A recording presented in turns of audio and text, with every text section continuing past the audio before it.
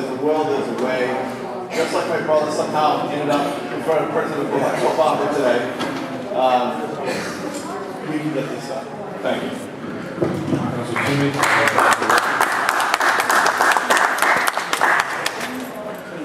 Mr. Chairman, we all read about some of the things happening to other people.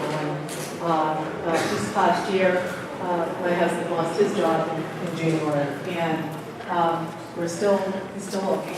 And this hits home very closely. We had just refinanced just before that, and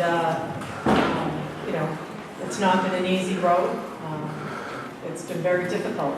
And I know that for folks who have great intentions and expect that they're going to be able to continue to work and pay their mortgages off, and all of a sudden get the feet pulled out from under them, it's a very difficult situation. Folks certainly don't plan for that to happen. I do know that there are limits of what we can and should be doing in terms of the city's responsibility, but there's also focus on what's right and what we need to do to support us here. My colleagues have said, basically said most of it in terms of making sure that our community doesn't have any broken windows. From that perspective, I know I've called on a couple of banks myself because properties were not being taken care of. It's a big picture. There are a lot of moving parts, and I do believe that working together, that we can come up with something that will make sense. I don't think this is an issue with our local banks. I think this is an issue with those banks who are national. I've talked to folks here that have had an open door policy, wanting to work with local homeowners who are at risk of losing their homes. We really need to do our best to try to come up with some sort of a compromise to move forward. Because, we all think about it happening to somebody else, but guess what? It does happen to you once in a while. Thank you. Mr. Russell. Mr. Chairman, my colleague, Councilor Rushton, talked about his willingness to get into the fight. And I think that's what this council needs, is a willingness to get into the fight, quite frankly, on this issue. And count me in on that fight. Count me in on that fight on behalf of the homeowners that have struggled. Count me in on that fight on behalf of the homeowners who have lost their homes. And I would be lying if I didn't say that this is probably one of the most, if not the most, probably one of the most disappointing reports that I've seen come out of this administration. Over the summer months, I took the time as a member of this council, Councilor Economo, that works in the industry and sees how it affects, how the foreclosure issue has affected the crime issues in our neighborhood, how it's affected the fire safety issues in our neighborhoods, how it's affected quality of lives for countless folks throughout our city, whether it be neighbors of these homes that are foreclosed, or whether it be the families that were in these homes together. And I took the time to put out some suggestions to the manager of things that I thought that needed to be addressed, and things to bring back the housing industry in the city, and more importantly, to make owner occupancy a priority, but to deal with the foreclosure issue. And the number one item on that list of 9 items that I put forward was to implement this ordinance. And I am quite frankly disappointed that there was not Plan B, if you will. If the manager and his team decided that they wanted to disagree with the ordinance, and they thought that it was too much red tape or too much of a hindrance, or they thought it was not worth the effort because it just didn't work, I'd like them to come up with a Plan B, quite frankly. I'd like this administration and the city government, because I think we owe it to the residents of this community to try to work to fight these banks and to work on behalf of these residents. And if the information that we're getting, quite frankly, is different than the information that's being put forward in this report, like Councilor Rivera had pointed out, then I think it's a good move to send us to the Economic Development Committee and hash it out. But I really cannot overemphasize how important how important, Mr. Chairman, it is, that we roll up our sleeves and work together to try to do what we can to continue to fight the foreclosure issue. I know our friends at the editorial board across the way think that the foreclosure issue is a thing of the past, that it's no big deal or whatever. But you know what? It is a big deal. And I challenge those folks at the editorial board to come with me, come with Councilor Econo, and with the rest of us, the councilors that are knocking on doors, talking to residents. Come with us and meet those families and see if it's as much of an issue of the past as they believe. Thank you, Councilor Lewis.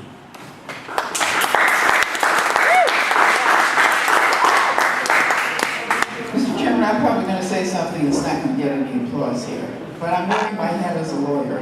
And there are attorneys here on the council and real estate brokers who know that this is a real problem impacting on the lives of our clients and those who we serve. The question is, how are we going to deal with it?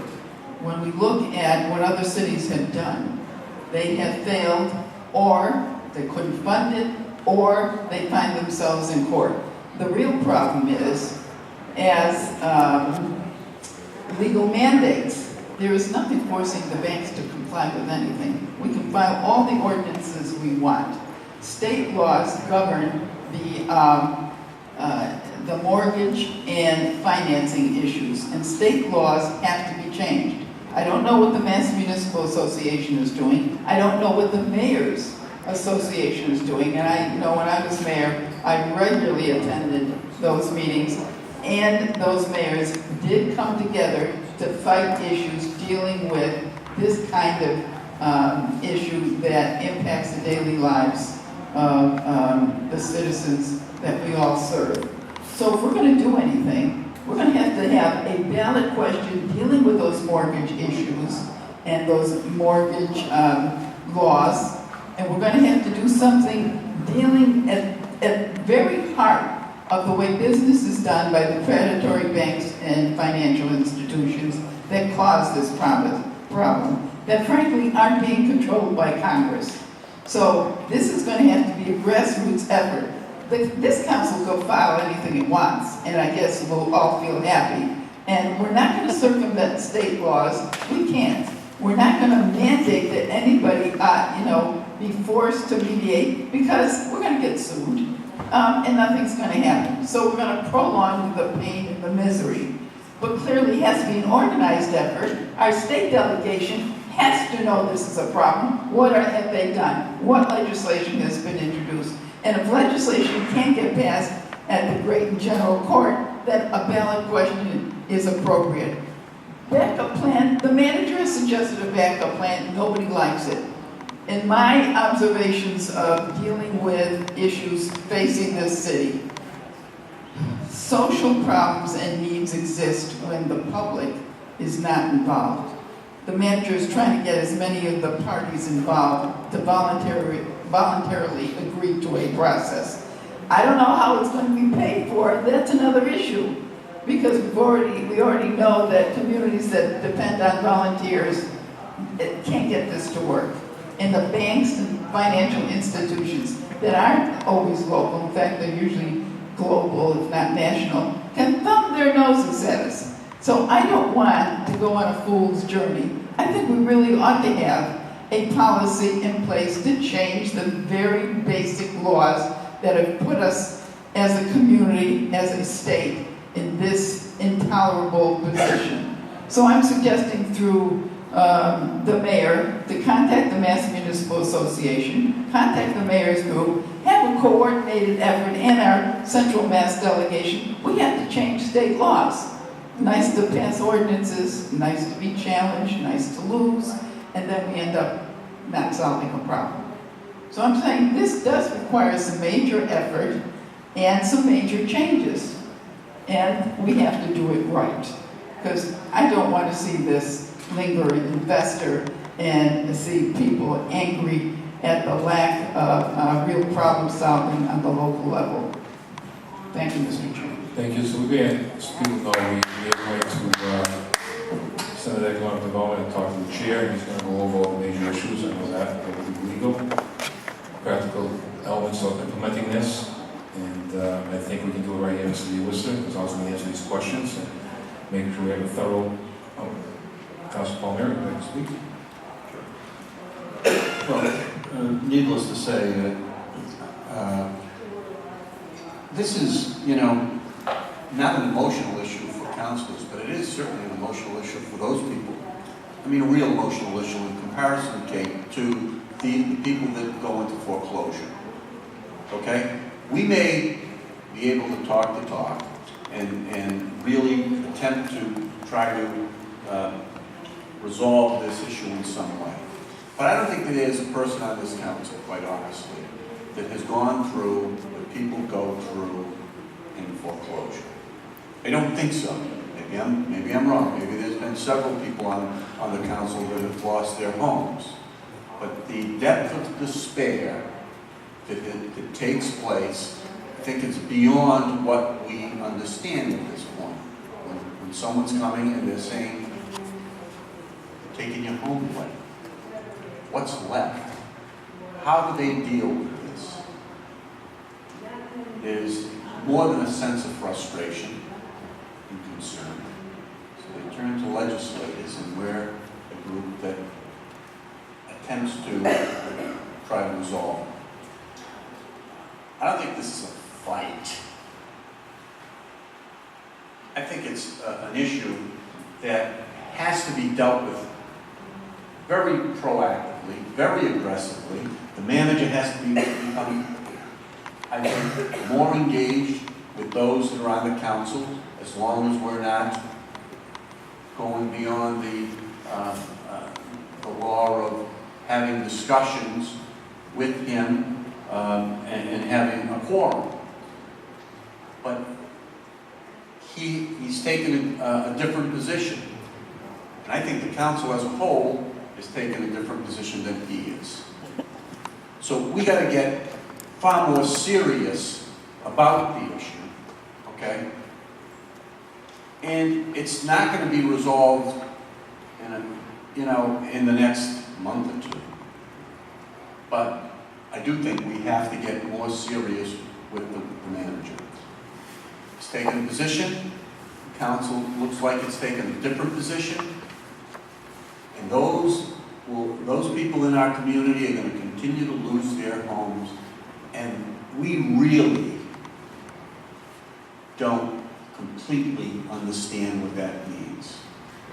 I really don't think so. So we should never give up. Ever give up.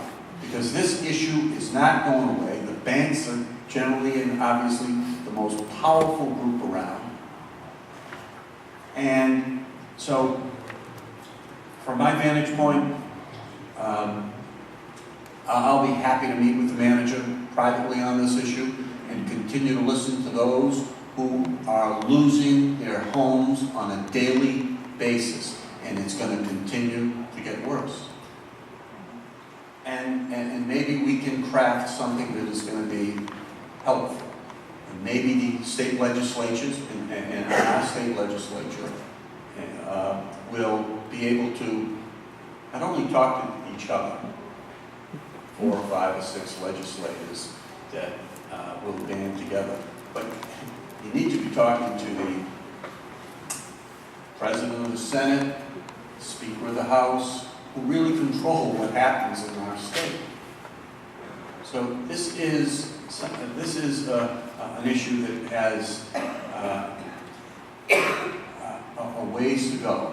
But I'm pleased that we have concerned citizens that are making us more concerned and making us understand the depth of despair that people are in, and that we don't forget where we've come from. Because many of us have come from 3-family homes in our community. And this, hopefully, will, continue to move forward a little more than incrementally. Thank you. Mr. Manager? Thank you, Mr. Chairman. I just rise to respond to some of the comments that were made in very general fashion. I've seen firsthand over the course of 5 years direct connect with neighborhoods, the incredible crisis of foreclosure and what it's done to lives and what it's done to neighborhoods. And we've worked as collectively, both administration and council, with lots of partners to reverse what it's done to those lives and to those neighborhoods. And we're still have much work ahead. We'll be coming forward in probably mid-September with renewed efforts, doubling down in those neighborhoods to try to keep them stable and to try to keep lives intact and try to pick up the pieces, if you will, of a problem created by banks too big to fail. We're not talking about local community banks. Their portfolios are strong. They didn't participate in the run-up of the economy, in unscrupulous lending, and in what was buyers that got in well above their head and were involved in predatory lending. And for all that, I will tell you that there's been absolutely no action whatsoever at the federal level, at all. And that these banks too big to fail were given billions, if not trillions of dollars of our taxpayer dollars. And those executives that run those banks were given hundreds of millions of dollars in bonuses to undertake what they did. And not one person's gone to jail. So I think we recognize that. At the state level, there's some action pending, which now we hear won't be acted on until next summer or at least next year. And yet, at the ground level, we're all feeling the pressure of the realities of this crisis. I'm at the table on this. I'm all ears as to what the solution can be. I am worried that we're going to, as a city government, at the lowest levels, the bottom of the food chain, where the billions of dollars are far above us, and we're seeing nickel, dime, and quarter from many of those partners, including the mess that they help create. I am, again, willing to look at options, but at the bottom of the food chain, I think we are going to be woefully ill-prepared for what we're going to be put into the middle of, when we're going to have banks that right now, if I call the city manager, if you call this mayor, Mr. Mayor, and the councils call these banks too big to fail, if our state senators and state representatives try to call their lobbyists to try to get those banks, to try to look at one case, one issue, bring something to bear that would assist these people, you would not get anybody on the other end of that phone. Or you'd get someone that could give you a half answer, give you some half-baked response after 2 minutes, 10 hours with Muzak. You're going to get that from those banks too big to fail. They just don't care, they're overwhelmed, and they don't want to deal with this. And I'll be honest with you, with the banks too big to fail, we have to recognize this too. And again, I'm at the table. I look forward to the conversation at the committee level on this. They are perfectly fine with pretending they don't own properties. They are perfectly fine with letting properties sit in this zone of lack of ownership as long as possible. They're perfectly fine with not declaring that they are in the midst of a foreclosure process. They don't want to declare the liability on their books, and they'll play that out as long as they possibly can. We're dealing with some banks too big to fail right now with hundreds of properties that they pretend that they don't own, and we have to work on all the title work in order to prove the fact that they're actually the responsible party on that property. So there's a lot of work that has to be done on this. I do believe that our partners at the federal level who have created all this for us have a responsibility and should be acting, but nothing's happening in Washington. And I believe that our partners at the state level, to Councilor Luke's point, need to become active, and maybe that piece of legislation can't sit till next summer. That maybe that's the tool that gives us the resources and the powers to actually have some level of engagement that actually results in some solutions for these folks that are faced with these dire circumstances. It turns my stomach thinking about it. I know what lives are torn apart, but we've got to have the real tools to do the real job to turn around some of these situations. I don't want to be walking into a mediation with both hands turned behind our back, because expectations, tied behind our back, when expectations are so high that we're somehow going to be the solution to these incredible problems. Thank you, Mr. Manager. Councilor Farwell. Thank you, Mr. Chairman. Mr. Manager, you're 100% correct on every single point you just made. And I just want to say, the city of Worcester does far more than any other community in the Central Mass area. And I don't want it to go unsaid. The foreclosure crisis not only affects those in foreclosure, but every single property owner in the city of Worcester. We're sitting here trying to make a rebound. We need our neighborhoods. Council already says it countlessly, we're a city of neighborhoods. I welcome the opportunity to work with yourself, with Tim McGurthy, Miguel Rivera, whomever we need to work with. I am more than happy to sit on any committee and throw my 2 cents into the hat to get this moving forward. Because the more properties we have in foreclosure, where we are never going to get out of our own land. And you're right when you say the banks, you know, I can't say it on publicly, but they just don't, they don't care. They're heartless. I'm going to stop right there and just say that I welcome the opportunity to work with you and put a team together to get this heard at the state level so action can be taken. Thank you. Councilor Rivera for a second time? Yeah, really brief, just want to be able to just clarify, there has been this type of work that's been done. As you can see here for the report, we have met with, together, WAPT has been meeting, myself, I've met over countless times with the city administration, and we've just hit kind of a brick wall. And I think it's us, it is our responsibility as a legislative body. We are the elected officials, and we need to make some decisions. And at this point, I think that we've reached that crossroads. So I look forward to the open conversation. I think that's where we're going to get some work done to then bring it back for us to be able to move this forward. Thank you. So we presented economic development for a hearing, and I think it's an important issue that needs to be addressed. People are losing their homes, as Councilor Conway has stated, and other councilors, and it needs to be addressed. We are going to address it. And I asked Councilor Rush to make sure we go over the legal issues, the practicality of implementation, because what we don't want to do is pass something that nothing at the end of the day where we can't implement. So we want to make sure we get this done right. And we contacted Springfield. They're going to send us all the information that they've used in their reports and their analysis on this. Use that in the committee. No, I appreciate that, and I think